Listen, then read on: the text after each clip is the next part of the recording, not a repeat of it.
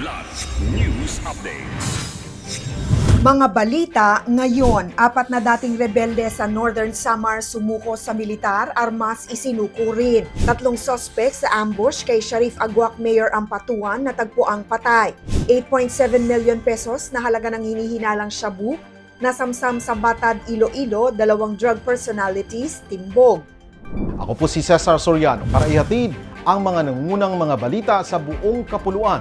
Ngayon, 4 na dating kasapi ng Communist Terrorist Group o CTG ang kusang sumuko sa 78th Infantry Battalion noong 1 linggo sa Barangay Silhagon, Mapanas, Northern Samar bilang bahagi ng pinaigting na peace efforts sa lalawigan.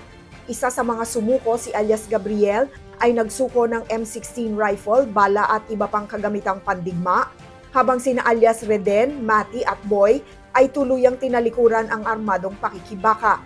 Ayon sa 78th IB, kabilang ang mga ito sa Sub-Regional Guerrilla Unit Laisan ng Eastern Visayas Regional Party Committee o EVRPC. Sinabi ng militar na patunay ang pagsuko ng lumalakas na tiwala ng komunidad sa pamahalaan at paghina ng impluwensya ng CTG. Patuloy ang panawagan sa natitirang rebelde na yakapin ang kapayapaan at makabuluhang pamumuhay. Patay ang 3 sospek sa pananambang kay Sharif Aguac Maguindanao del Sur Mayor Ahmad Mitra Ampatuan matapos ang hot pursuit operation sa Dato Unsay kahapon, January 25.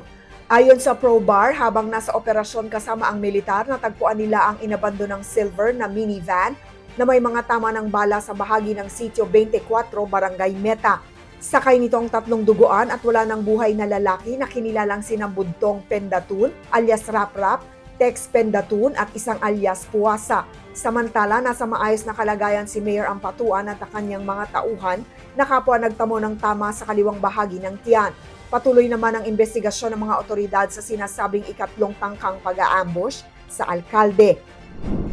Malaking dagok sa iligal na droga ang inilunsad ng pulisya matapos masamsam ang 1,282 grams ng hinihinalang shabu na nagkakahalaga ng 8.7 million pesos sa buy-bust operation noong January 23 sa Barangay Binonan, Batad, Iloilo. Huli ang 2 suspect na sina alias Miko, isang high-value individual, at alias Inday, isang street-level individual.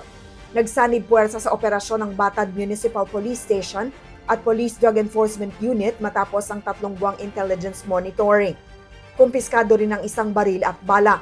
Nahaharap ang mga suspect sa kasong paglabag sa RA 9165 at illegal possession of firearms. Iginiit ng Pro-6 ang pagpapatuloy ng agresibong kampanya kontra illegal na droga sa Western Visayas. Para sa Kidlat News Channel, ako si Rosalyn Sinchonco, nag-uulat. ako po si Cesar Soriano, kasama nyo sa bawat pagputo ng balita.